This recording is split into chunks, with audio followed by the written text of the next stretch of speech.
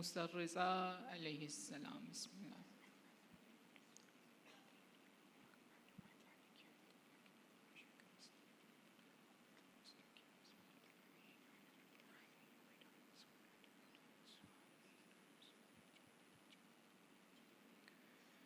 برائے تعجیل ظہور امام زمان عجل اللہ تعالی فرجہ الشریف بلند ترین ہدیہ الصلوات۔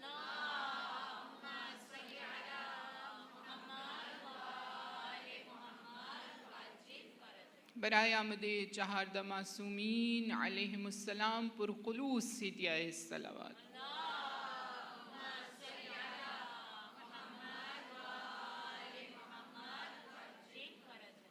اہل بیت کی نگاہ عنایت کے حصول کے لیے یہاں پر موجود مومنات کے دلوں میں جو بھی شرعی حاجات ہیں، کیونکہ جب ہم امام رضا کی مجلس میں آتے ہیں تو کچھ ایسا صحیح احساس ہوتا ہے کہ جیسے مشہد الرضا میں ہیں۔ پروردگار یہاں پر جو بھی مومنات اپنے دلوں میں جو بھی درد، جو بھی حزن لے کر آئی ہیں، جو بھی حاجت لے کر آئی ہیں، پروردگار اس مجلس کے صدقے سے، امام رؤوف کے صدقے سے تمام حاجات کو عنایت فرما دینا۔ پروردگار محمد و آل محمد کی عظمتوں کے صدقے سے تجھے واسطہ ہے ذریعہ شفائے امام رضا علیہ السلام کا، جتنے مریض ہیں، جتنے بھی افراد اس وقت ہماری دعاؤں کے منتظر ہیں، ICUs میں، ہاسپٹلز میں، یا معنوی اعتبار سے ہماری دعاؤں کے منتظر ہیں، پروردگار سب کو شفائے کاملہ اور عاجلہ کے ساتھ طول عمر بابرکت نصیب فرمانا۔ پروردگار عالم محمد و آل محمد کی عظمتوں کے صدقے سے، اس کریم اہل بیت کے صدقے سے غزہ کے مظلومین کی غیبی مدد فرمانا۔ پروردگار محمد و آل محمد کی عظمتوں کے صدقے سے غریب الغرباء کی عظمتوں کے صدقے سے ان پر رحم فرمانا جنہیں ان کے اپنے وطن میں غریب کر دیا گیا ہے۔ پروردگار محمد و آل محمد کی عظمتوں کے صدقے سے میرے کریم حکیم علیم پروردگار دنیا میں جس مقام پر بھی جو بھی مستضعف، جو بھی مظلوم ہماری دعا کا محتاج ہے، سب کی پریشانیوں کو اس مجلس عزا کے صدقے سے دور فرما دینا۔ اس مقام کو اور ہر اس مقام کو جہاں پر اہل بیت کا تذکرہ ہوتا ہے اپنے حفظ و امان میں رکھنا۔ ہمیں ان مقامات سے بہترین استفادہ کرنے کی توفیق نصیب فرمانا۔ سب دعاؤں کی ایک دعا یوسف زہرا کے ظہور میں تعجیل فرمانا۔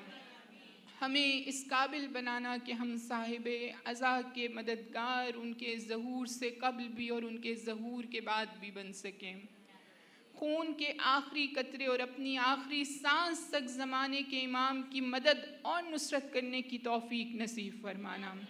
پروردگار اس پورے ماہ محرم اور ماہ سفر میں جس طرح سے بھی والنٹیئرز اور جس طرح سے بھی شرکاء جس طرح سے بھی کوشش کرتے رہے ہیں، ایفرٹس کرتے رہے ہیں، پروردگار میں جانتی ہوں یقیناً جو افراد اس بارگاہ میں خدمت کرتے ہیں ان کے ذہن میں اس سے بڑا صلہ یا اجر ہم طلب بھی نہیں کرتے ہیں، وہ یہ کہ روز قیامت ہم سب کو جناب فاطمہ الزہرا سلام اللہ علیہا کے سامنے سرخرو فرما دینا، اور ہم سب کو اس مقام پر جب حامل لواء امیر المؤمنین پرچم کو لیے ہوئے کھڑے ہوں اور اس پرچم کے نیچے انبیاء اور آئمہ ہوں، ہمیں اس قابل بنا دینا کہ ہم اس پرچم کے نیچے کھڑے ہو سکیں اور امام فخر سے ہمیں دیکھ کر کہہ سکیں یہ میرا شیعہ ہے، یہ میرے حسین کا عزادار ہے۔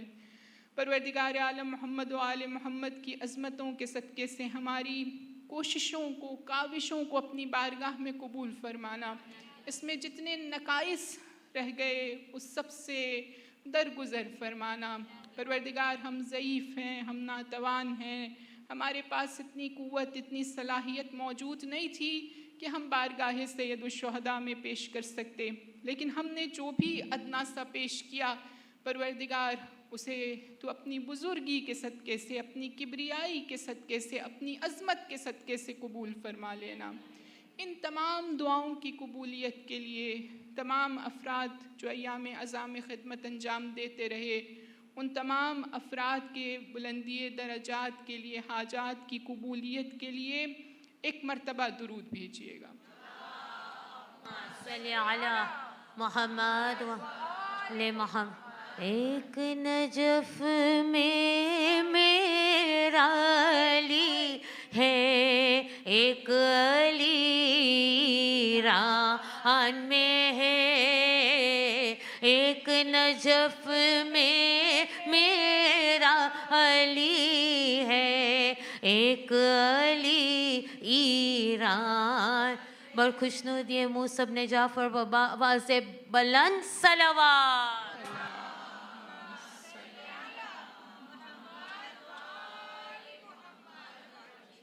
اعوذ باللہ من الشیطان الرجیم، بسم اللہ الرحمن الرحیم، الحمد للہ رب العالمین، الصلاة والسلام علی سید الانبیاء والمرسلین وافضل السفراء المقربین، العبد المؤید الرسول المصدد المصطفى الامجد المحمود الاحمد ابی القاسم مصطفیٰ محمد۔ درود بھیجیے گا۔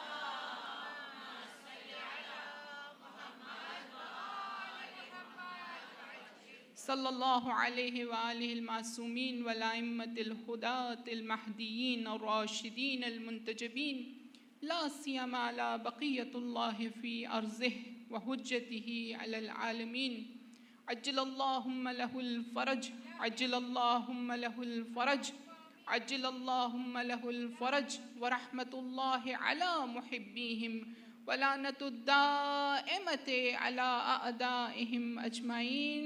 دعا کی قبولیت کے لیے ایک مرتبہ درود بھیجیے گا۔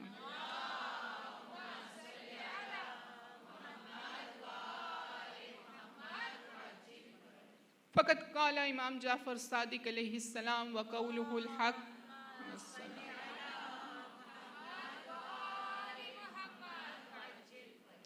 وقولہ الصدق۔ بسم اللہ الرحمن الرحیم، کان رضا للہ عز وجل السماء ولعبادہ فی ارضہ۔ ابتدائے کلام اس پروردگار کے نام سے کہ جس کے ایٹریبیوٹس میں سے، صفات میں سے ایک صفت رضا ہے۔ یہ اللہ کے لیے جو رضا کی صفت استعمال ہوتی ہے، اس کے اگر ہم میننگ کو اور اس کو ڈفرینشیٹ کرنا چاہیں مخلوق کے لیے جو رضا کی صفت استعمال ہوتی ہے اس کے ساتھ، تو اس کے اندر ایک بہت ہی واضح فرق ہے۔ اللہ ہر صفت، ہر ایٹریبیوٹ کا سورس ہے۔ اگر کسی کے پاس نالج موجود ہے تو وہ نالج اللہ کی ذات سے آیا ہے، اس کے پاس ذاتی کچھ نہیں ہے، پرسنلی اس کے پاس کچھ بھی نہیں ہے، اللہ نے اس کو اس کا کچھ حصہ عطا کر دیا ہے۔ یہ کچھ حصہ کیا ہے؟ ہم اس کو فلسفے کی بحث میں پڑھتے ہیں کہ 0.00001% بھی اگر انسان کو سورس سے مل جاتا ہے تو لوگ سمجھتے ہیں یہ عالم ہے۔ اتنا علم ہے اللہ کی ذات کے پاس، عالم مطلق یعنی کمپلیٹ نالج، کمپلیٹ علم۔ اسی طرح رازق اللہ کی ذات ہے، لیکن ہو سکتا ہے کہ اللہ آپ کو کسی کو رزق دینے کا ذریعہ بنا دے۔ پرسنلی کوئی ایٹریبیوٹ یا صفت میرے پاس موجود نہیں ہے۔ اسی طرح سے جو رضا کی صفت ہے، مخلوق کے لیے اس کے دو معنی ہوتے ہیں۔ آپ نے ریفلیکشن میں بہت کوئکلی اس کو سنا، لیکن اس کو سمجھیے گا۔ رضا کا مطلب مخلوق کے لیے یہ ہے کہ جو اللہ سے راضی ہے اور اللہ اس سے راضی ہے، یہ کنٹینڈڈ ہے۔ اور دوسرا معنی یہ ہے کہ اگر جس کو ہم کہتے ہیں رزم بقدرہ و قضائہ، جو اس پر مشکل آتی ہے یا چیلنج آتا ہے یا پرابلم آتی ہے، اس پرابلم کے سامنے وہ راضی رہتا ہے کہ اللہ کی طرف سے آئی ہے۔ لیکن میں اس کو کلیئر کروں کہ وہ کوشش کرتا ہے اس کو درست کرنے کی، لیکن کچھ چیزیں آپ کے اختیار میں نہیں ہوتی ہیں۔ آپ چاہے کتنی بھی ایفرٹ کریں، آپ اس مقصد کو حاصل نہیں کر سکتے، تو اس پر وہ راضی رہتا ہے۔ لیکن جو ایک بہت ہی لطیف نکتہ ہے وہ یہ کہ جو انسان ہے وہ کبھی رضا ہے، کبھی رضا نہیں ہے، ٹھیک ہے؟ کبھی راضیہ ہے، کبھی راضیہ نہیں ہے۔ اس کا مطلب یہ کہ کبھی میں نے کچھ اچھا کام کیا، اللہ مجھ سے راضی ہے، کبھی میں نے اچھا کام نہیں کیا، اللہ مجھ سے راضی نہیں ہے. لیکن اللہ کی یہ جو صفت ہے، اللہ ہمیشہ رضا ہے. یعنی وہ ہمیشہ جو کچھ بھی کر رہا ہے، چاہے ہم کتنی بھی کمپلینٹس کرتے رہیں، لیکن وہ جو کر رہا ہے وہ خیر ہے، وہ جو کر رہا ہے وہ درست ہے، وہ جو کر رہا ہے وہ شر پر مبنی نہیں ہے. تو اس لیے وہ ہمیشہ رضا ہے. اب آپ جن کی بارگاہ میں بیٹھے ہیں، امام جعفر صادق علیہ السلام ان کے حوالے سے ارشاد فرماتے ہیں،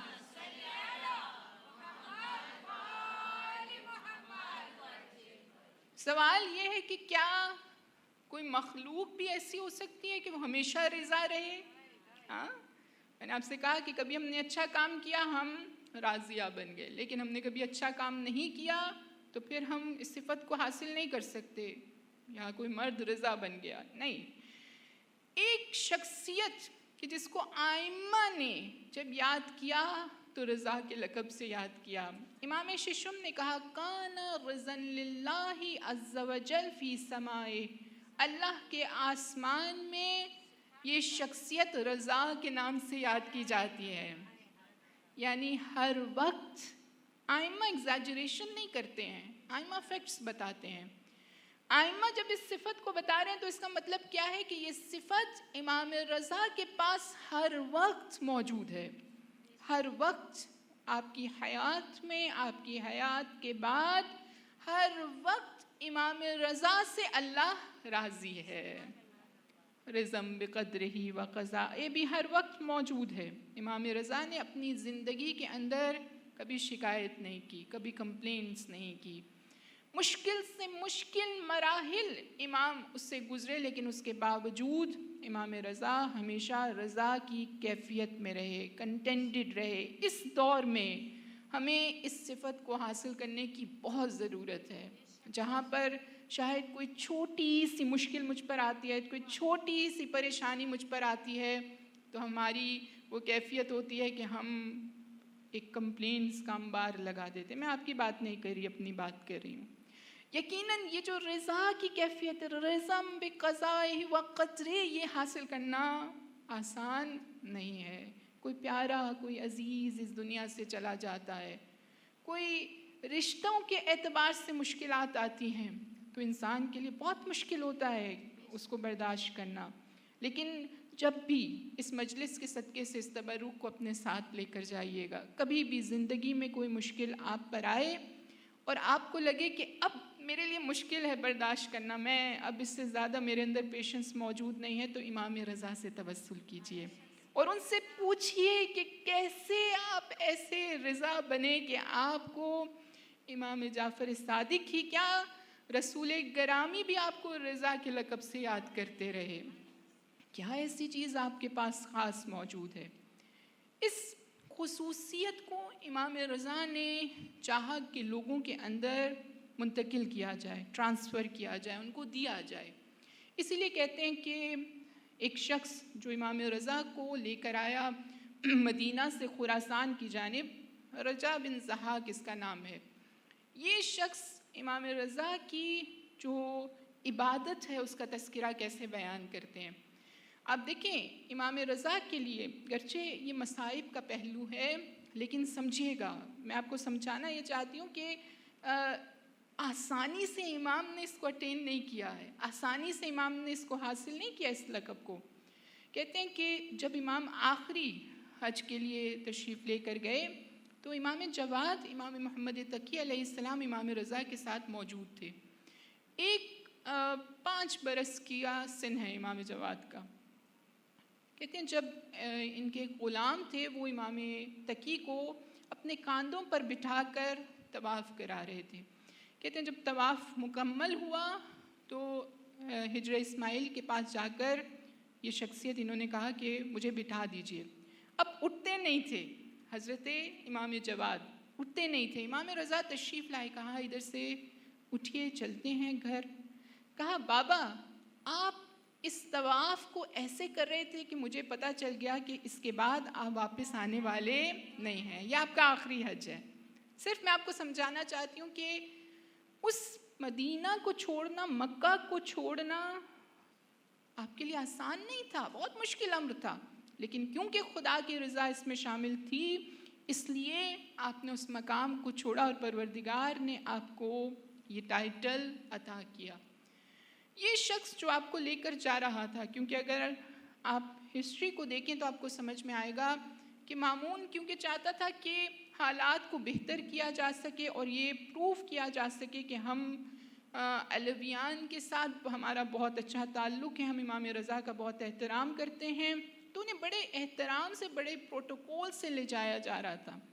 یہ شخص کہتے ہیں کہ میں نے امام کی شخصیت میں کچھ چیزوں کو نوٹ کیا۔ بعض دفعہ ہمارے درمیان کچھ اچھے افراد ہوتے ہیں لیکن لیسن ان سے لینے والے کم ہوتے ہیں۔ اس سفر میں بھی بہت سے افراد تھے لیکن لیسن کچھ لوگوں نے لیا۔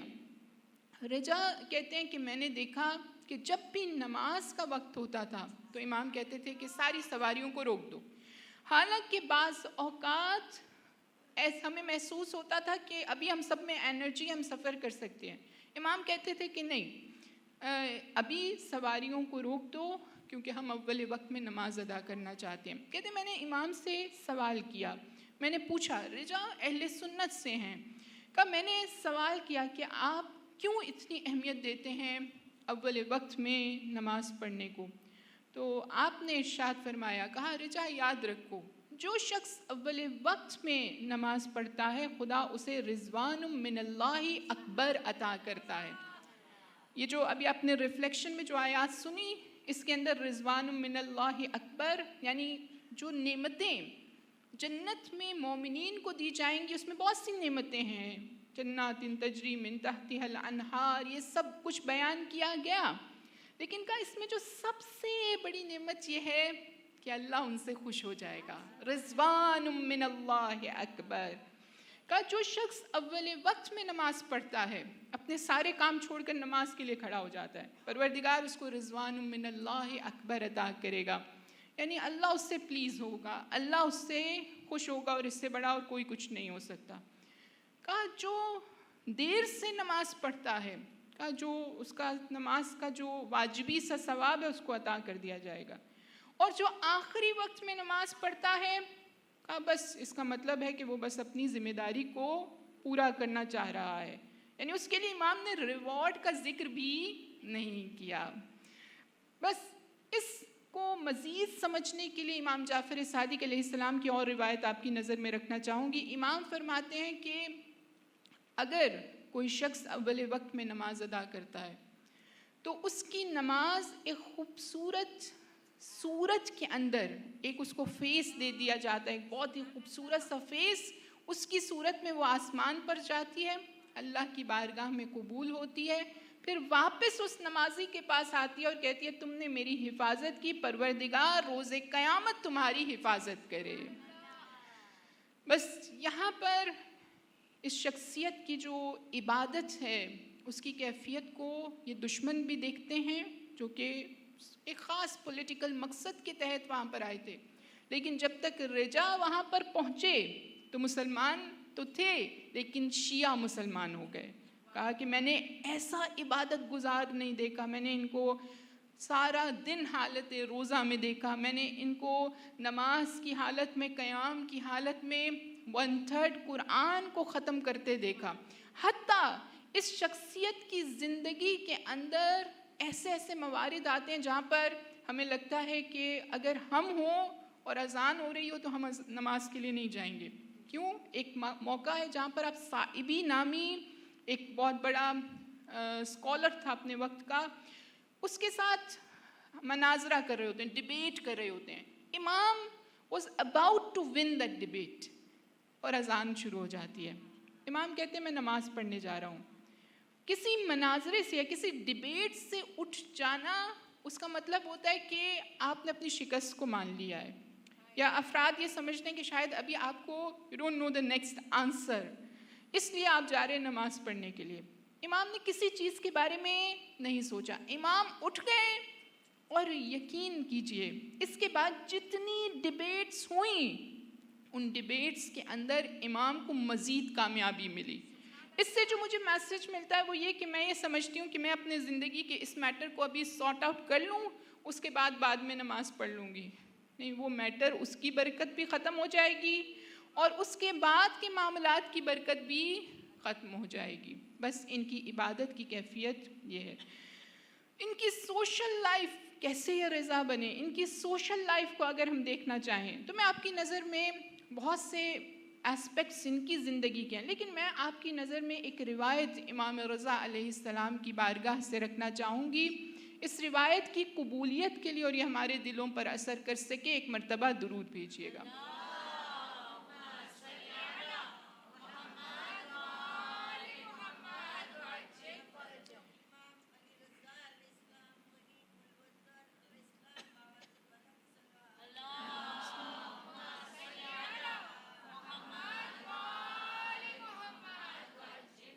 امام فرماتے ہیں کہ پروردگار نے 3 چیزوں کو ایک ساتھ رکھا ہے. ٹھیک ہے، جب پریزنٹ کیا ہے تو وہ اکٹھی پریزنٹ کیے ہیں، کبھی الگ قرآن کے اندر ان کا ذکر نہیں کیا گیا. اس کا مطلب یہ کہ یہ تینوں چیزیں ساتھ ساتھ ہونا ضروری ہے. اگر ان میں سے ایک ہو اور ایک نہ ہو تو پھر اس ایک کا بھی فائدہ نہیں ہے. آپ نے فرمایا امر بالصلاۃ والزکوٰۃ، پروردگار نے جہاں پر نماز کا حکم کیا وہیں پر زکوٰۃ کا حکم کیا. اس روایت کی درایت میں علماء نے کہا کہ زکوٰۃ کا مطلب ہوتا ہے مال کو پیور کرنا، پاک کرنا. تو اس کا مطلب صرف زکوٰۃ نہیں ہے بلکہ خمس بھی ہے، یا کسی کا حق ہماری گردن پر موجود ہے، اس کو اگر ادا کیے بغیر انسان نماز کے لیے کھڑا ہو گیا، اس نے کہا اللہ اکبر، تو اس نماز کا کوئی فائدہ نہیں ہے. اس روایت کے مطابق واضح طور پر کہا امر بالشکر اللہ، امر کیا اپنے شکر کا پروردگار نے، وللوالدین، اور والدین کے شکر کا پروردگار نے ساتھ ہی حکم دیا. یعنی اگر انسان اللہ کو خوش کر لے اور والدین کو خوش نہ کر سکے تو اس کا کوئی فائدہ نہیں ہے. امر باتقاء اللہ، پروردگار نے تقوی کا حکم دیا، اور تقوی کے ساتھ خداوند متعال نے صلۃ الرحم کا وصلۃ الرحم اور صلہ رحم کا حکم دیا. یعنی انسان تقوی کو اختیار کر لے، تسبیحات پڑھے، بہت نیک ہو جائے، لیکن اس کا اپنے بلڈ ریلیشنز کے ساتھ تعلق نہ ہو اچھا کا، اس کا بھی کوئی فائدہ نہیں ہے. یہ امام نے ایک خلاصہ ہمیں سکھایا جس کے ذریعے سے مجھے سمجھ میں آتا ہے کہ اگر مجھے اس منزل رضا پر پہنچنا ہے تو اس کے اندر اللہ کے رائٹس بھی اور مخلوق کے رائٹس کو بھی ادا کر کے ہی انسان ایک منزل تک پہنچ سکتا ہے. بس یہاں پر ایک اور امر میں آج آپ کے سامنے اس مجلس میں واضح کرنا چاہوں گی، وہ یہ کہ اس شخصیت کے حوالے سے تمام ائمہ کی نسبت زیادہ روایات ملتی ہیں ان کی زیارت کی فضیلت کو بتانے کے لیے. یہ جو زیارت کی فضیلت ہے باقی ائمہ کے اعتبار سے اگر آپ دیکھیں تو یا تو ان کی شہادت کے بعد یا کچھ گنی چنی روایات کو بیان کیا گیا، یا امام رضا کی زیارت یا سید الشہداء کی زیارت. یہ 2 ائمہ ہیں جن کی زیارت پر زیادہ ایمفسائز کیا گیا. سب سے پہلے مجھے تو یہ سمجھنا ہے کہ یہ تو کبھی کوئی بحث ہی نہیں ہے کہ زیارت پر جانا کیا اس کا کوئی ثواب ہے یا ثواب نہیں ہے. ہمارے لیے کوئی بحث ہے ہی نہیں، حتیٰ اہل سنت کے لیے بھی یہ کوئی بحث نہیں ہے. وہ کتابیں جو کتاب الوفا کی صورت میں سمہودی نے لکھی اور اسی طرح کی تاریخ النبویہ کی صورت میں لکھی گئی، اس کے اندر زیارات پر جانے کی فضیلت کو واضح کیا گیا. یہ شخصیات تو ائمہ ہیں. اولیاء کی زیارات کا ذکر کیا گیا، اولیاء کی زیارت پر جا کر حتیٰ والدین کی قبر کی زیارت کے لیے جانے کا حکم جب ہمیں روایات میں ملتا ہے تو یہ بحث ہمارے لیے کوئی اہمیت نہیں رکھتی. اس شخصیت کے مقام کو سمجھنے کے لیے ایک روایت رسول گرامی ختمی مرتبت محمد مصطفیٰ صلی اللہ علیہ وآلہ وسلم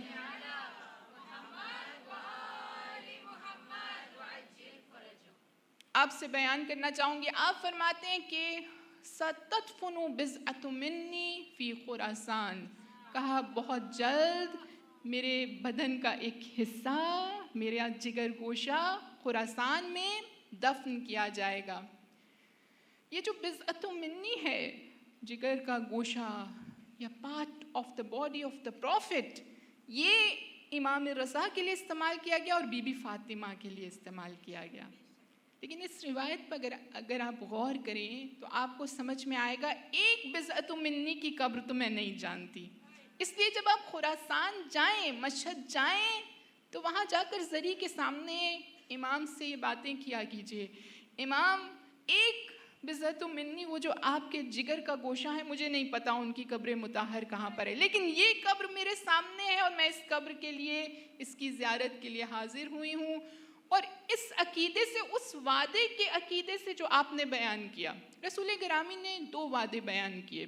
کہا جو شخص بھی زیارت کے لیے جاتا ہے، اس میرے فرزند کی جائے گا، اس کو پروردگار عالم اگر تو وہ کرب کی حالت میں جا رہا ہے، اس کے دل میں کوئی گریف ہے، تو پروردگار عالم اس کے کرب کو دور کر دے گا. دوسرا وعدہ کہا اگر وہ گناہ گار ہے، مذنب ہے، پروردگار عالم اس کے گناہوں کو، وہ اس سے پہلے کہ وہ وہاں سے اٹھے، الا غفر اللہ الذنوب، پروردگار اس کے گناہوں کو معاف کر دے گا. یہ 2 بڑے امپورٹنٹ وعدے ہیں. لیکن ان باتوں کو سمجھنے کے لیے میں آپ کے سامنے ایک امر ضرور رکھنا چاہوں گی.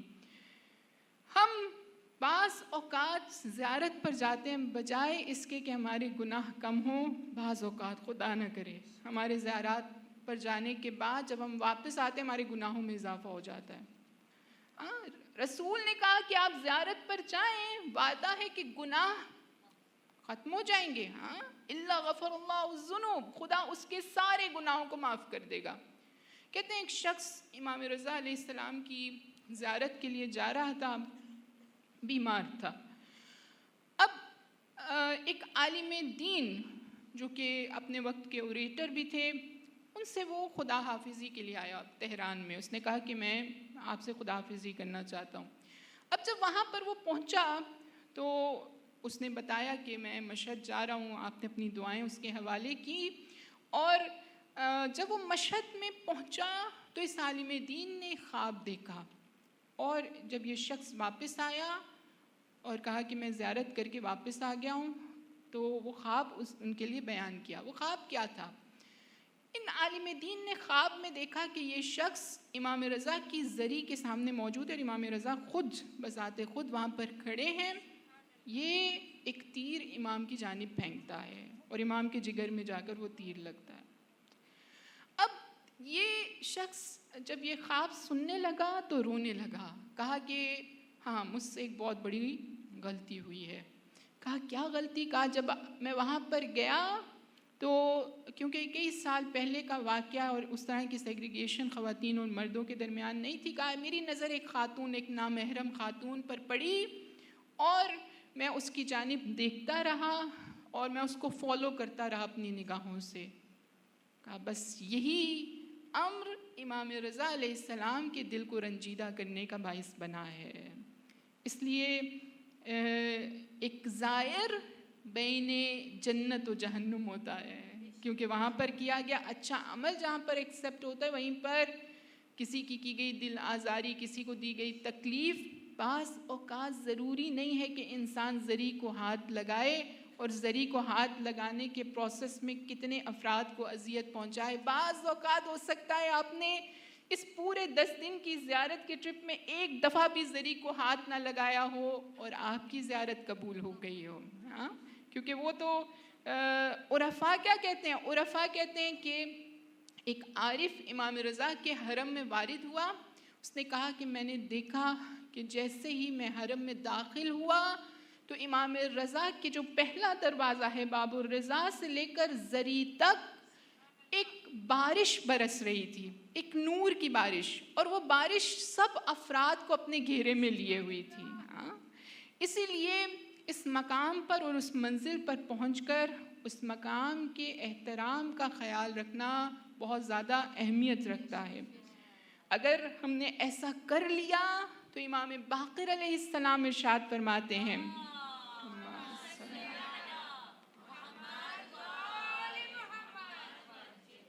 کہ جو شخص بھی زیارت کے لیے جائے گا ہمارے فرزند رضا کی اور وہاں پر ایک رات عبادت میں صرف کرے گا، کہا اس کا ثواب کیا ہے؟ کہا کمنظار اللہ فی عرشے، ایسے جیسے اس نے آسمان پر اللہ کی زیارت کی ہو.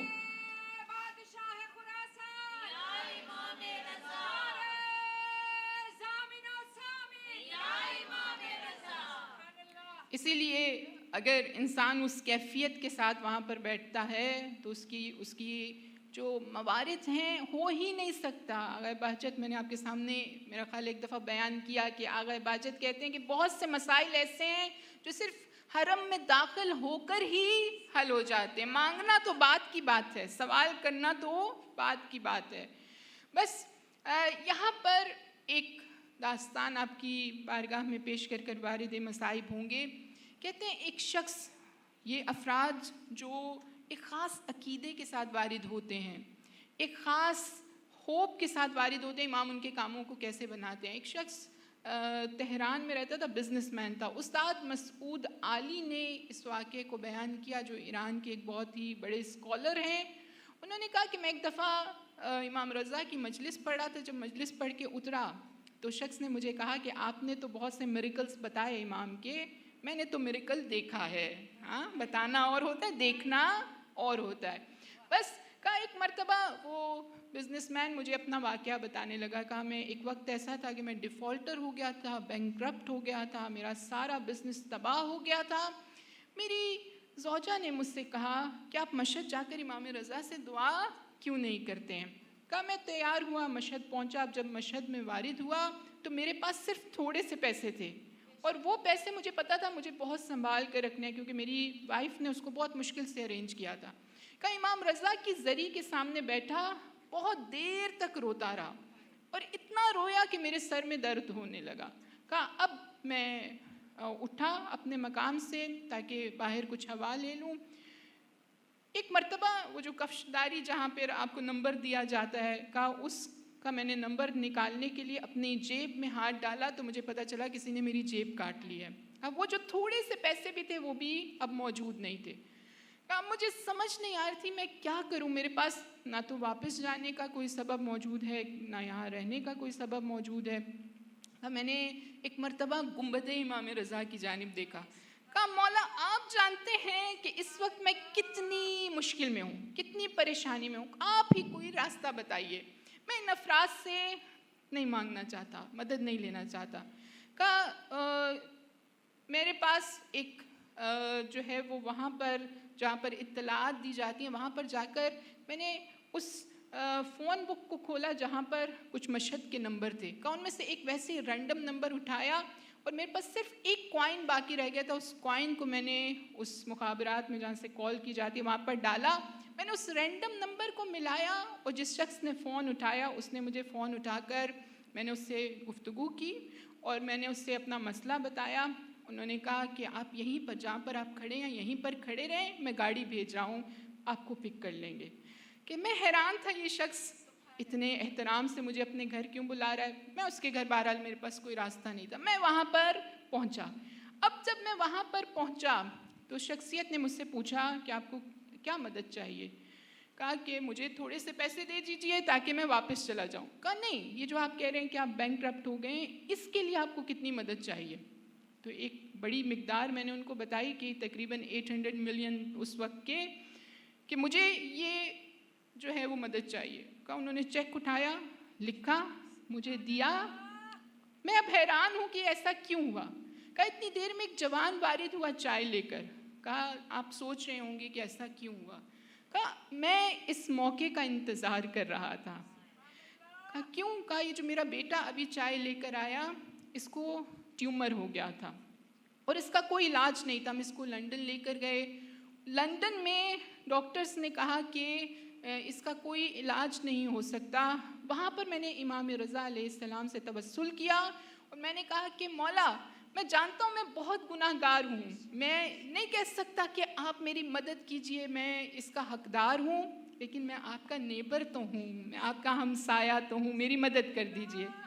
بس کہا اس کے بعد میرے بیٹے کی حالت بہتر ہونے لگی. اب جو اگلے ٹیسٹ کیے گئے اس میں وہ ٹیومر نظر نہیں آتا تھا. انہوں نے کہا وہ جو پچھلی رپورٹس تھیں وہ شاید غلط تھیں.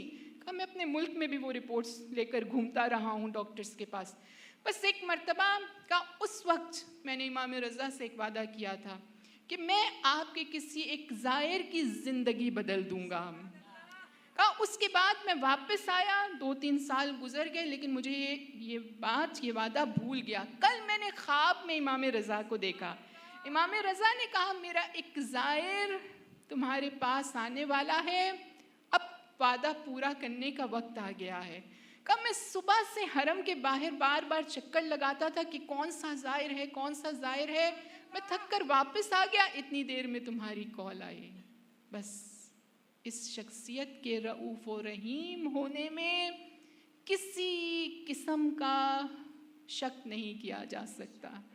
بس عزیزان گرامی قدر, اس شخصیت نے افراد کی زندگیوں کو تبدیل کیا ہے, لوگوں کے لیے آسانیوں کو پیدا کیا ہے. یہ جو دسترخوان امام رضا کے حرم میں بچھا ہے, اس دسترخوان کی کیفیت کو اگر امام کی زندگی کے آخری لمحات میں آپ سمجھیں تو کہتے ہیں امام کو جب زہر دے دیا گیا اور امام کے بدن کا رنگ تبدیل ہونے لگا, اب امام کے اندر اتنی طاقت موجود نہیں تھی کہ امام رضا اٹھیں اور اٹھ کر کھانا کھا سکیں.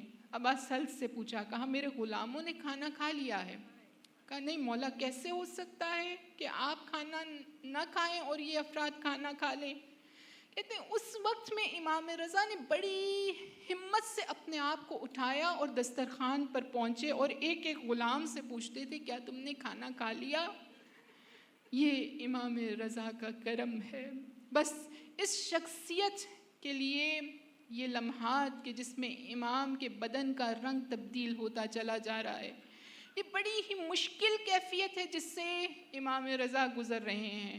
اور مشکل تو پھر اور بڑی مشکل لگتی ہے جب انسان پردیس میں ہو. مجھے نہیں معلوم امام کو آخری لمحات میں کبھی جناب معصومہ کم کا چہرہ یاد آتا ہوگا, کبھی اپنی اولاد یاد آتی ہوگی. مجھے نہیں معلوم میرے مولا نے ایسا کیا کیا یاد کیا کہ آپ کو غریب الغربا کہہ دیا گیا. بس ایک مرتبہ امام رضا کی جب کیفیت مزید بگڑنے لگی, ابا سلط سے کہا اس کمرے کے دروازے کو بند کر دو اور تھوڑی دیر مجھے آرام کرنے دو. ابا سلط کہتے میں صحن میں موجود تھا, ایک مرتبہ میں نے دیکھا ایک نورانی جوان صحن میں کھڑا ہوا ہے. میں نے کہا آپ کون ہیں, دروازہ تو بند ہے, آپ یہاں پر کیسے آئے. کہا انا حجت اللہ علیک, ابا سلط میں اللہ کی حجت ہوں آپ پر. کہا دروازے بند کی بات کرتے ہو, وہی پروردگار جس نے مجھے مدینہ سے خراسان ایک لمحے میں پہنچا دیا, وہ پروردگار بند دروازے سے بھی مجھے اندر داخل کر سکتا ہے. کہا ابا سلط مجھے بابا کی جانب لے جائیے. کہتے ہیں بس ایک مرتبہ امام جواد امام رضا کے پاس پہنچے, گفتگو کرنا شروع کی. اسرار امامت کو امام رضا علیہ السلام نے امام جواد کو بیان کیا. میں کہوں گی امام رضا آپ بڑے خوش نصیب ہیں, آپ کا سر آپ کے بیٹے کی آغوش میں ہے.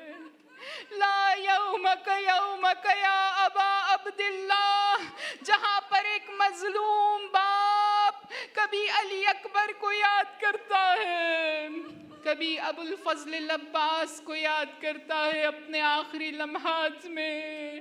بس ایک مرتبہ اسرار امامت بیان کیے, امام کی ندا بلند ہوئی, ان للہ و انا الیہ راجعون.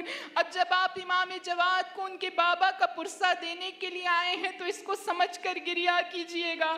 امام جواد نے کہا ابا سلط مجھے میری یتیمی کا پرسہ دو, ابا سلط میں یتیم ہو گیا. یہ کہہ کر آپ نے غسل و کفن اور دفن کا انتظام کرنا شروع کیا. امام جواد اس گھر میں اپنے بابا کے غسل و کفن کا انتظام کر رہے ہیں. اب جیسے ہی یہ خبر باہر پہنچی کہ امام رضا کی شہادت ہو گئی ہے, کہتے ہیں ایک عظیم مجمع خراسان میں موجود تھا, اپنے سروں کو پیٹتا جاتا تھا اور کہتا جاتا تھا مولا آپ کے بغیر یہ شہر رہنے کے قابل نہیں رہا. اتنی دیر میں شیعوں बच्चों की जो पुरसादारी है, मौला मेरा सलाम हो आपकी गुर्बत पर। कहते इतना बड़ा मजमा था कि मामून उसको देखकर खौफजदा हो गया। उसने कहा कुछ वजूहात की बिना पर हम इमाम को इस वक्त दफन नहीं कर सकते। बस एक मर्तबा सारे शिया जब अपने घरों को चले गए, अब गुर्बत में इस गरीबुल गुरबा के जनाजे को उठाया गया। बस एक मर्तबा इमाम रज़ा के इस जनाजे को गुर्बत की कैफियत में उठाकर दफन कर दिया गया। खुदा आपके पुरसे को कबूल करे। बस इस अम्र को समझ कर गिरिया कीजिएगा। मैं दस्तबस्ता अर्ज करूंगी, बीबी मासूमा कुम, हम आपको आपके भाई का पुरसा देने के लिए हाजिर हुए हैं। बीबी, मैंने ये रिवायत पढ़ी है कि जब आप कुम में वारिद हुई और आपको पता चला आपके भाई को शहीद कर दिया गया है, आप बेहोश होकर गिर गई। बार बार होश में आती थी, बार बार गिरती थी। बीबी, ये आपका इम्तिहान था और वो ज़ैनब का इम्तिहान था जो दिल्लाए ज़ैनबिया पर खड़ी बार बार कहती थी, ए ज़मीन बुलंद हो जाओ, मैं अपने भाई को देखना चाहती हूँ। वहाँ हुसैन बार बार कहते थे, ज़मीन बस हो जाओ, ज़ैनब ये मंजर नहीं देख सकती। ज़ैनब ने अपने भाई के कटते हुए गले को देखा। ज़ैनब ने अपने भाई की टूटती हुई पसलियों को देखा।